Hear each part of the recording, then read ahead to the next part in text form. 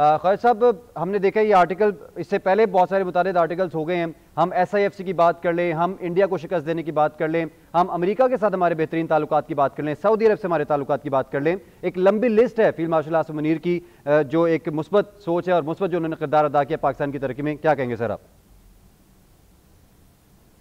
جی بالکل صحیح فرمایا آپ نے. اور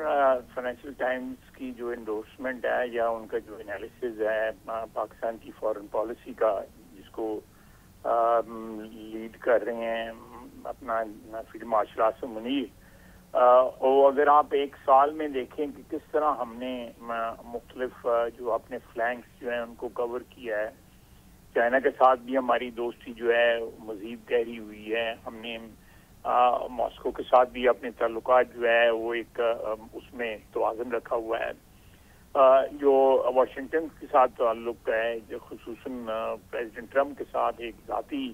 ایکویشن جو ہے وہ سامنے آئی ہے، اور آج بھی انہوں نے بیان دیا ہے. میرا خیال ہے کہ 60 دفعہ سے زیادہ بیان دے چکے ہیں جو ہندوستان کے ساتھ جو ہمارا مارکا ہوا ہے اس کے حوالے سے. تو اور اس کے بعد ہمارا ڈیفنس پیکٹ دیکھیں سعودی عربیہ کے ساتھ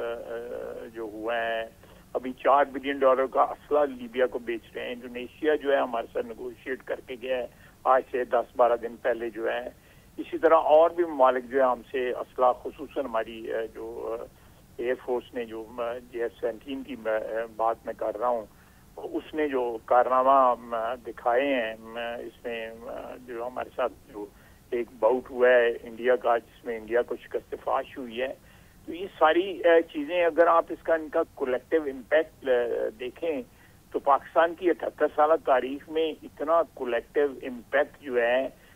ڈپلومیسی کا، اکنامک کا جو ویل بینگ ہے ہماری جو ہے ملک کی اس کا، اور ساتھ جو ہے وہ فوجی جو ہماری ملٹری جو اچیومنٹس ہیں، ان تینوں کی کمبینیشن دیکھیں تو 78 سال میں اس کی کوئی نظیر نہیں ملتی. اور میں سمجھتا ہوں کہ اس کو فیلڈ مارشل عاصم منیر نے بڑا ٹیکٹفلی، بڑا مہارت کے ساتھ اس سارے ڈائمینشنز کو جو ہے کور کیا ہے اور ان کو سٹیئر کیا. اچھا خالد صاحب، آپ پہ اس پر بھی ایک کامنٹ لینا چاہیں گے. ایک طرف تو یہ سفارتی سطح پر بہت زبردست انداز میں ہمارے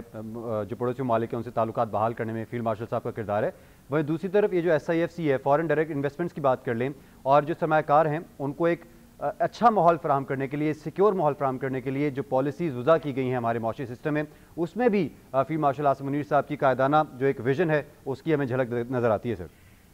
بالکل، آپ دیکھیں نا، میں جب یہ کہتا ہوں نا کہ ہائیبرڈ نظام کی دیکھیں، فوج کا تعاون یا فوج کی حکمرانی ڈائریکٹلی جو ہے نا تعاون بھی رہا، اور آپ کو 4 دفعہ نظر آئے گا ہماری 78 ایئرس کی ہسٹری میں جب فوج نے ڈائریکٹ بھی حکمرانی کی. لیکن یہ جو موجودہ لیڈرشپ ہے فوج کی، جس طرح انہوں نے ملٹی ڈائمینشنل ایک اپروچ جو ہے اس کو اپنایا اور اس کو پھر سکسیسفلی جو ہے نا آگے بڑھایا، اس کی پہلے مثال نہیں ملتی. اور یہ اونرشپ ساتھ لی ہے. یہ نہیں ہے کہ ایک سویلین حکومت جو ہے وہ اس کی ایگزٹ ہوئی ہے اور اونرشپ جو ہے جو اسٹیبلشمنٹ جو اس وقت کی تھی انہوں نے اونرشپ لینے سے گریز کیا. اس وقت جو ہے سب سے بڑی جو بات جو ہے جو خوش آئند ہے کہ اگر یہ پارٹنرشپ یا یہ نظام جو اس وقت جو ایک جس میں فوجی لیڈرشپ جو ہماری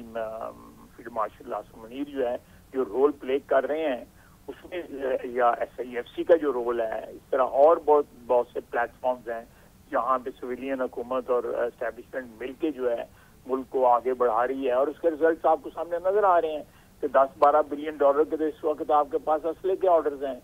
اسی طرح اور بھی محاذوں پہ آپ اکنامک ریکوری ہو رہی ہے. اٹ ول ٹیک ٹائم، جس طرح کھنڈرات جو ہے معاشی کھنڈرات جو ہے یہی ہے، اور نوبت یہاں تک آئی کہ انہوں نے IMF کو خط لکھ معاشی طور پہ تباہ کر دیا. آپ کہتے ہیں جس اصول کے ساتھ جسی ٹیکس پرسنل ریلیشن شپ جو ہے ڈیولپ ہو گئے ہوئے ہیں. سعودی عربیہ نے ایوارڈ دیا ہے. اسی طرح چائنا کے ساتھ ہمارا ریلیشن شپ جو اس میں بڑھاوا ہوا ہے، اس میں مزید جو ہے ایک جو ہے وہ آپ کہہ سکتے ہیں کلوزنس آئی ہے. یہ میں سمجھتا ہوں کہ جو فائنینشیل ٹائمز نے جو انالیسس کیا ہے بڑا ایپٹ انالیسس کیا ہے, اور انہوں نے پاکستان کی تاریخ میں جو ایک نیا باب رقم ہو رہا ہے اس وقت, اس کو اس طرح خوبصورتی کے ساتھ انہوں نے لکھا ہے اور کمپلیمنٹ کیا ہے فیلڈ مارشل عاصم منیر کو. میں سمجھتا ہوں کہ